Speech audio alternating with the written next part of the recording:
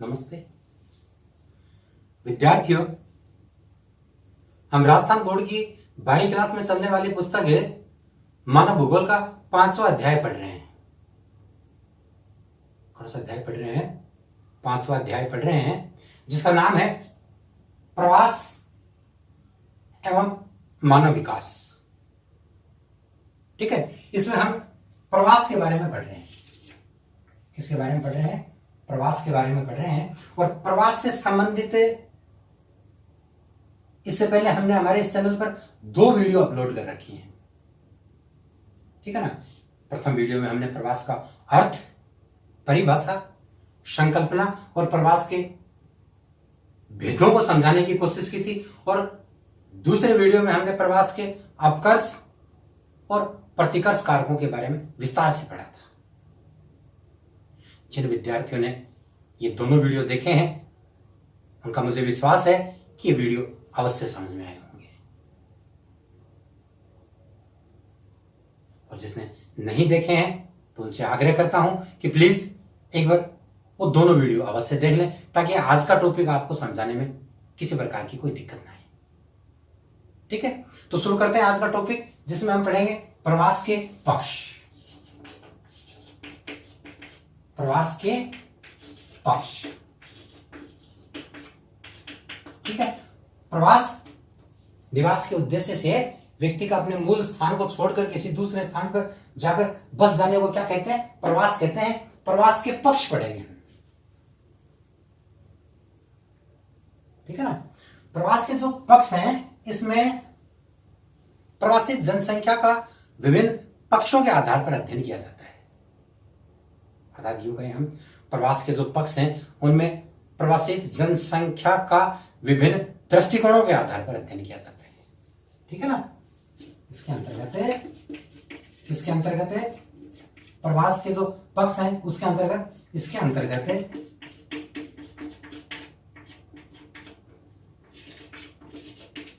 प्रवासी जनसंख्या का, इसके अंतर्गत है प्रवासी जनसंख्या का विभिन्न दृष्टिकोणों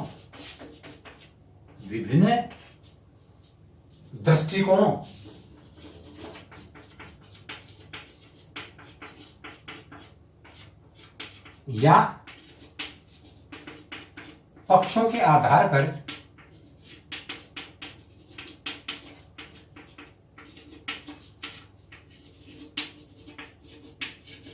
अध्ययन किया जाता है।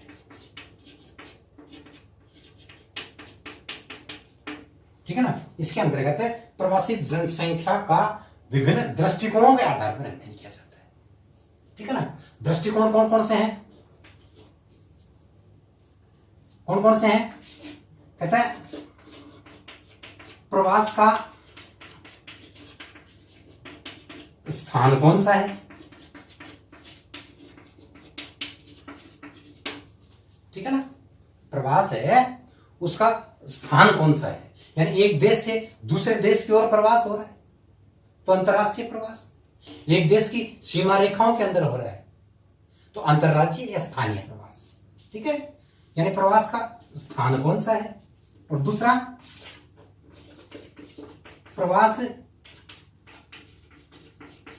कितने समय के लिए, प्रवास कितने समय के लिए हो रहा है। ठीक है ना। अल्प समय के लिए हो रहा है या फिर दीर्घ समय के लिए हो रहा है। और प्रवासित लोगों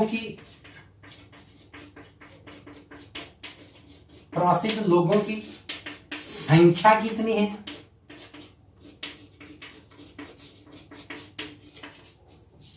क्या पढ़ रहे हैं हम?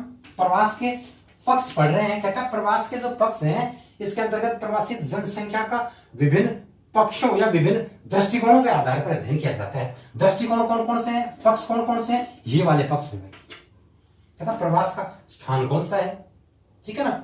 प्रवास कितने समय के लिए है, यानी अल्पकालीन है या फिर दीर्घकालीन है। प्रवास प्रवासी जो लोग हैं उनकी संख्या कितनी है, यानी कितने लोग तो चले गए और कितने लोग आ गए, यानी उत्प्रवासियों की संख्या कितनी है और आप्रवासियों की संख्या कितनी है। इसके अलावा और कौन सा दृष्टिकोण, प्रवासी जो लोग हैं वो किस जाति, धर्म, लिंग, आयु वर्ग के हैं, उनका अध्ययन किया जाता है। ठीक है ना। पढ़ क्या रहे हैं हम, प्रवास के पक्ष पढ़ रहे हैं बेटा। देखा, प्रवास के जो पक्ष हैं इसमें प्रवासित जनसंख्या का विभिन्न दृष्टिकोणों के आधार पर अध्ययन किया जाता है। दृष्टिकोण कौन से हैं, प्रवास का स्थान कौन सा है, प्रवास का समय कितना है, अर्थात कितने समय के लिए लोग प्रवास कर रहे हैं, प्रवासी जो लोग हैं उनकी संख्या कितनी है, यानी उत्प्रवासी कितने हैं, आप्रवासी कितने हैं, प्रवासित लोग हैं वो किस समुदाय से संबंध रखते हैं, है ना। इन दृष्टिकोणों के आधार पर प्रवासी जनसंख्या का अध्ययन किया जाता है। ठीक है। इन दृष्टिकोणों के आधार पर मानव प्रवास को 5 भागों में बांटा गया है। कितने भागों में बांटा गया है, 5 भागों में बांटा गया, अर्थात मानव प्रवास के जो पक्ष हैं उनको 5 भागों में वर्गीकृत किया गया। ठीक है। विभिन्न दृष्टिकोणों के आधार पर मानव प्रवास के जो पक्ष निर्धारित किए गए हैं उनको 5 भागों में बांटा गया है। पहला है देश पक्ष,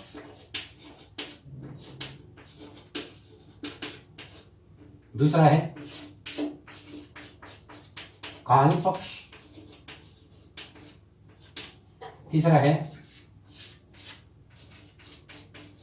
कारण पक्ष। ठीक है। चौथा है संख्या पक्ष और 5वां है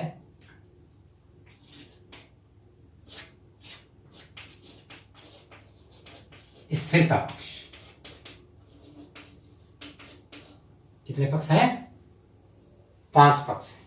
लेकिन इन 5 पक्षों को समझने से पहले मैं आपको एक परिभाषा बताऊंगा।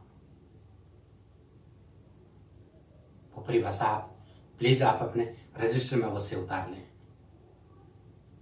क्योंकि यह एक ऐसी परिभाषा है जो प्रवास के 500 पक्षों पर लागू होगी। अर्थात ये की परिभाषा से प्रवास के 500 पक्षों की परिभाषा आप लिख सकते हो। ठीक है, बता दे तो सुन लो। खालिस्तान पक्ष में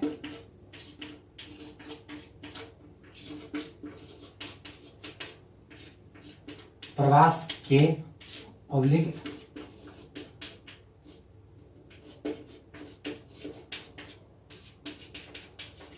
प्रवासियों की खालिस्तान को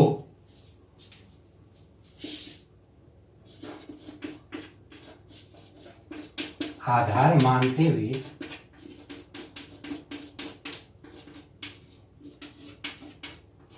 प्रवासित जनसंख्या का अध्ययन किया जाता है।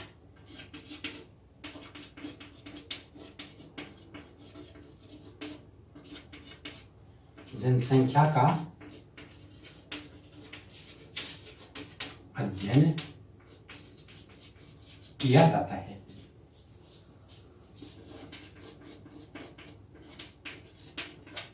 ठीक है, खालिस्तान पक्ष में प्रवास के खालिस्तान को आधार मानते हुए प्रवासी जनसंख्या का अध्ययन किया जाता है।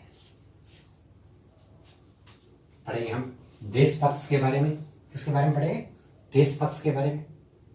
तो इस परिभाषा में जिसकी भी आपको परिभाषा लिखनी है, चाहे देश पक्ष हो, चाहे काल पक्ष हो, चाहे कारण पक्ष हो, चाहे संख्या पक्ष हो, चाहे स्थिरता पक्ष हो, ठीक है ना, उसमें दोनों खालिस्तान पर एक ही शब्द भर देना, वो प्रथम शब्द रख देना। दोनों खाली स्थानों में एक ही शब्द रख देना, ठीक है ना। जैसे देश पक्ष पढ़ेंगे हम, यहां लिखेंगे आप सिर्फ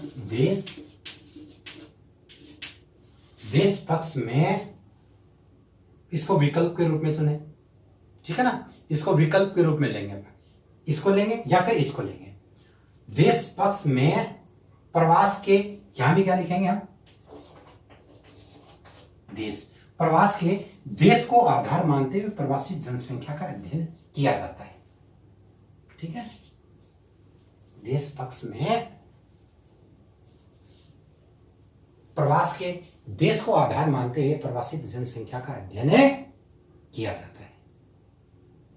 अर्थात देश पक्ष में इस बात पर बल दिया जाता है कि प्रवासियों का देश या प्रदेश या फिर स्थान कौन सा है, इस बात पर बल दिया जाता है कि प्रवासियों का जो देश है या प्रदेश है या स्थान है वो कौन सा है, ठीक है ना। अर्थात प्रवास एक देश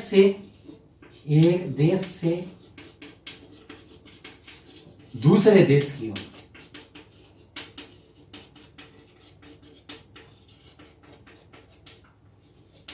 हो रहा है, तो प्रवास है एक देश से दूसरे देश की ओर हो रहा है तो अंतरराष्ट्रीय प्रवास, ठीक है।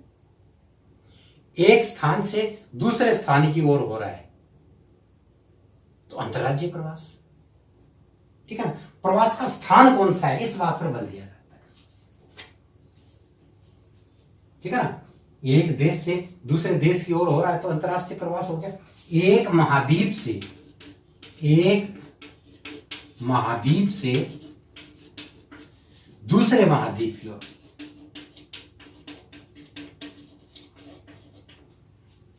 दूसरे महाद्वीप की ओर हो रहा है तो कौन सा हो गया, अंतर महाद्वीपीय प्रवास, ठीक है ना। देश की सीमा रेखाओं के अंदर हो रहा है, देश की अंतरराष्ट्रीय सीमा रेखाओं की,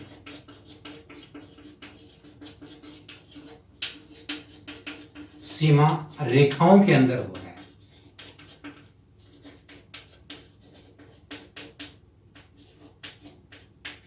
है, तो कौन सा हो गया, अंतरराज्यीय प्रवास। और राज्य की सीमा रेखाओं के अंदर हो रहा है,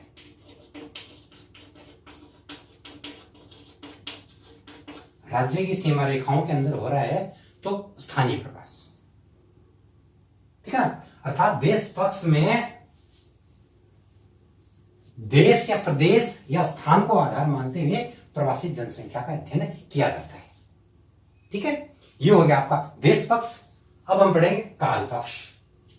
क्या पढ़ेंगे, काल पक्ष। थोड़ा सा ध्यान दें, परिभाषा वही रहेगी अपनी, सिर्फ खालिस्तान था वहां हम दूसरा शब्द रखते हैं, ठीक है ना। कौन सा जो पढ़ रहे हैं वो क्या पढ़ेंगे हम, काल पक्ष। तो क्या लिखेंगे यहां, काल पक्ष में, कौन से पक्ष में, काल पक्ष में प्रवास के काल को आधार मानते हुए प्रवासी जनसंख्या का अध्ययन किया जाता है, ठीक है ना। काल पक्ष में प्रवास के काल को आधार मानते हुए या समय को आधार मानते हुए, ठीक है ना, या समय की अवधि को आधार मानते हुए प्रवासी जनसंख्या का अध्ययन किया जाता है, ठीक है। जैसे समय कम है तो अल्पकालीन प्रवास, ठीक है ना। समय अधिक है तो दीर्घकालीन प्रवास,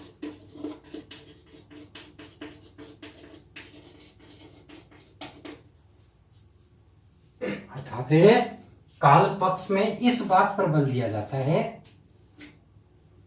कि प्रवास जो हो रहा है वो कितने समय के लिए हो रहा है। थोड़े समय के लिए हो रहा है तो अल्पकालीन प्रवास हो गया, अधिक समय के लिए होगा तो दीर्घकालीन प्रवास हो गया।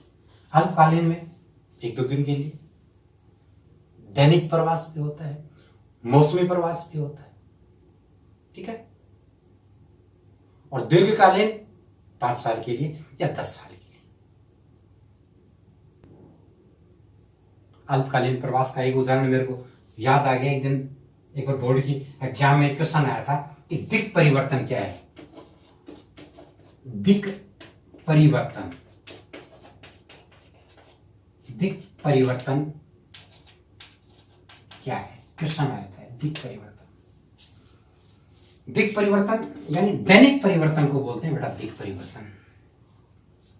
ग्रामीण क्षेत्रों से लोग बाग रोजगार की चाह में नगरीय क्षेत्रों की ओर चले जाते हैं। सुबह जाते हैं, शाम को वापस आते हैं। और सुबह जब जाते हैं तो उनका उद्देश्य सिर्फ रोजगार करना या मजदूरी करना होता है, और वो शाम को वापस घर आ जाते हैं। प्रतिदिन परिवर्तित होते हैं वो लोग गांव से नगर की ओर। उसको दिक् परिवर्तन बोलते हैं, दैनिक प्रवास भी कहते हैं इसको। एक क्वेश्चन आया था, थोड़ा सा याद रखें आप। अल्पकालीन प्रवास का एक उदाहरण है दिक् परिवर्तन। काल पक्ष हमारा हो गया। इसके बाद में हम पढ़ेंगे कारण पक्ष। क्या पढ़ेंगे? कारण पक्ष। वही काल के स्थान पर क्या लिख देंगे हम? कारण पक्ष में प्रवास के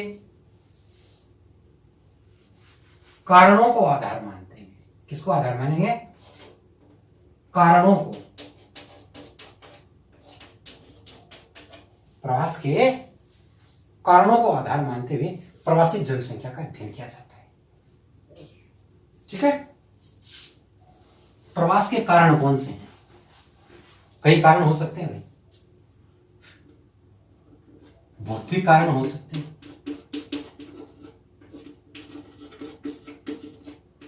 या फिर राजनीतिक कारक हो सकते हैं। ठीक है। या फिर आर्थिक कारक हो सकते हैं, या फिर सामाजिक या सांस्कृतिक या धार्मिक कारक हो सकते हैं।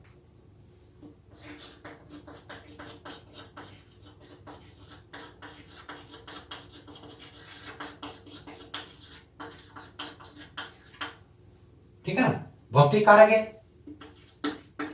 फिर से सुन लें, पढ़ी जा रहे हैं हम। प्रवास के विभिन्न पक्ष पढ़ रहे हैं, और विभिन्न पक्षों में कारण पक्ष पढ़ रहे हैं। क्या पढ़ रहे हैं हम? कारण पक्ष पढ़ रहे हैं। ठीक है ना। कहता कारण पक्ष में प्रवास के कारणों को आधार मानते हुए, किसको आधार माना जाता है? कारणों को आधार मानते हुए प्रवासी जनसंख्या का अध्ययन किया जाता है। कारण कौन कौन से हो सकते हैं? भौतिक कारण हो सकते हैं, राजनीतिक कारण हो सकते हैं, आर्थिक कारण हो सकते हैं, सामाजिक कारण हो सकते हैं। भौतिक कारक कौन कौन से हैं प्रवास के लिए? प्राकृतिक कारक भी जिसको कहते हैं हम, बाढ़ है, अकाल है, इसके कारण प्रवास हो सकता है। बाढ़ के समय नदी के भराव क्षेत्र की ओर जो लोग रह रहे हैं ऊंची भूमि की ओर स्थानांतरित हो जाते हैं अल्पकाल के लिए या थोड़े समय के लिए। ठीक है ना। अकाल के समय लोग बाग पानी और खाद्यान्न की तलाश में निकल जाते हैं और उस तरफ चले जाते हैं जिस तरफ पर्याप्त अन्न और जल प्राप्त हो उसकी ओर स्थानांतरित हो जाते हैं। वो भौतिक कारकों के उदाहरण है अकाल और बाढ़। इसके अलावा ज्वालामुखी उद्गार, ज्वालामुखी फटता है, लावा निकलता है, उस स्थान को लोग बाग छोड़ करके चले जाते हैं, कहीं दूसरे स्थान पर चले जाते हैं। या जिन क्षेत्रों में चक्रवात आते हैं उन स्थानों को छोड़ करके वो सुरक्षित स्थानों की ओर चले जाते हैं। ठीक है ना। ये है भौतिक कारक। भौतिक कारणों से प्रभावित होकर के लोग स्थानांतरित हो जाते हैं, स्थान बदल लेते हैं, अर्थात अपने मूल स्थान को छोड़ देते हैं। राजनीतिक कारण, राजनीतिक अस्थिरता के कारण, जहां सांप्रदायिक दंगे भड़कते हैं, आतंकवादी घटनाएं पाई जाती हैं, उन क्षेत्रों को छोड़ करके लोग बाग पलायन कर जाते हैं, निकल जाते हैं, स्थानांतरित हो जाते हैं। किस तरफ? जिस तरफ शांति और व्यवस्था हो उस तरफ, जिस तरफ आतंकवादी घटनाएं नहीं घटित हो उस तरफ। यानी राजनीतिक कारणों से प्रभावित होकर के भी लोग बाग स्थानांतरित होते हैं। इसके अलावा आर्थिक कारक, जीवन यापन के लिए लोग बाग स्थानांतरित हो जाते हैं, अर्थात प्रवास करते हैं। किसके लिए? जीवन यापन के लिए, या फिर यूं कहें हम रोजगार प्राप्त करने के उद्देश्य से लोग बाग स्थानांतरित हो जाते हैं। किस तरफ? जिस वक्त पर्याप्त रोजगार के अवसर हों, अर्थात ग्रामीण क्षेत्रों से लोग बाग नगरीय क्षेत्रों की ओर स्थानांतरित हो जाते हैं। सामाजिक कारक भी प्रभावित करते हैं किसको? प्रवास को पढ़ क्या रहे हैं हम, प्रवास के पक्ष पढ़ रहे हैं, कारण पक्ष पढ़ रहे हैं। कहता है कारण पक्ष में प्रवास के कारणों को आधार मानते हुए प्रवासी जनसंख्या का अध्ययन किया जाता है। कारण कौन कौन से हैं? भौतिक कारण, राजनीतिक कारण, आर्थिक कारक और सामाजिक कारक। सामाजिक कारकों में सामाजिक मान्यताओं से प्रेरित होकर के लोग बाग स्थानांतरित हो जाते हैं। जैसे भारत पाक विभाजन हुआ था सन 1947 में। उस समय बहुत से भारत में रहने वाले मुस्लिम लोग पाकिस्तान चले गए थे और पाकिस्तान में रहने वाले हिंदू लोग भारत में आ गए थे। ठीक है ना। इसके अलावा शादी उपरांत प्रवास होता है।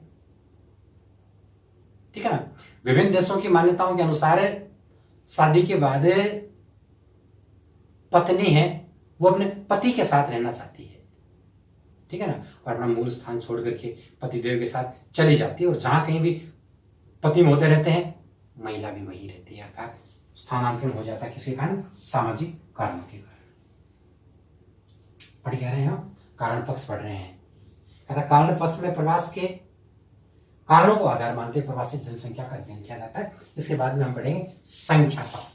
क्या पढ़ेंगे हम? संख्या पक्ष पढ़ेंगे। वही परिभाषा में दोनों जगह एक शब्द रख देंगे हम। क्या लिखेंगे यहाँ? संख्या, और यहां भी क्या लिखेंगे? संख्या। ठीक है। कैसे पढ़ेंगे हम? ध्यान दें, संख्या पक्ष में अब इसको कहां मिलेंगे हम? इसमें संख्या पक्ष में प्रवासियों की संख्या को आधार मानते हुए प्रवासी जनसंख्या का अध्ययन किया जाता है। संख्या पक्ष में प्रवासियों की संख्या को आधार मानते हुए प्रवासी जनसंख्या का अध्ययन किया जाता है। ठीक है ना। अर्थात कितने लोग तो आए और कितने लोग चले गए, कितने लोग आए और कितने चले गए। या यूं कहें, कितने लोग तो अप्रवासी हैं और कितने लोग उत्प्रवासी। इस बात पर बल दिया जाता है। ठीक है ना। पढ़ क्या रहे हैं हम? प्रवास के विभिन्न पक्ष पढ़ रहे हैं हम। संख्या पक्ष पढ़ रहे हैं। अर्थात संख्या पक्ष में प्रवासियों की संख्या को आधार मानते हुए प्रवासी जनसंख्या का अध्ययन किया जाता है। अर्थात कितने लोग आए हैं और कितने लोग चले गए। संख्या पक्ष। संख्या पक्ष के बाद में पांचवा जो पक्ष है वो है स्थिरता पक्ष। वही परिभाषा एक, दोनों जो खालिस्तान है उनमें सिर्फ एक ही शब्द रख देंगे हम। क्या रखेंगे हम? स्थिरता पक्ष। क्या रखेंगे? स्थिरता पक्ष में वही प्रवासियों की स्थिरता को आधार मानते हुए, किसको आधार मानते हुए? स्थिरता को आधार मानते हुए प्रवासी जनसंख्या का अध्ययन किया जाता है। किसमें? स्थिरता पक्ष। ठीक है ना।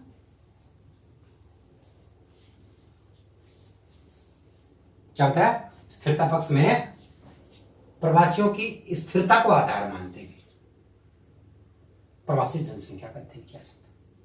अर्थात स्थिरता पक्ष में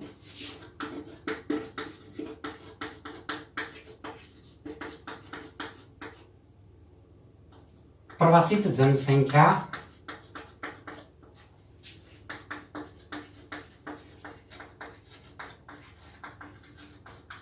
स्थायी रूप से किसी नए देश में, स्थायी रूप से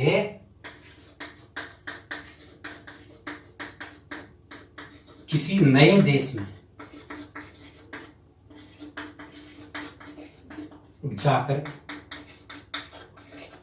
बस जाते हैं। ठीक है ना। स्थिरता पक्ष में प्रवासित जनसंख्या स्थायी रूप से किसी नए देश में जाकर बस जाती है। ठीक है ना। जैसे यूरोपियन लोग हैं, वो अमेरिकी देशों में,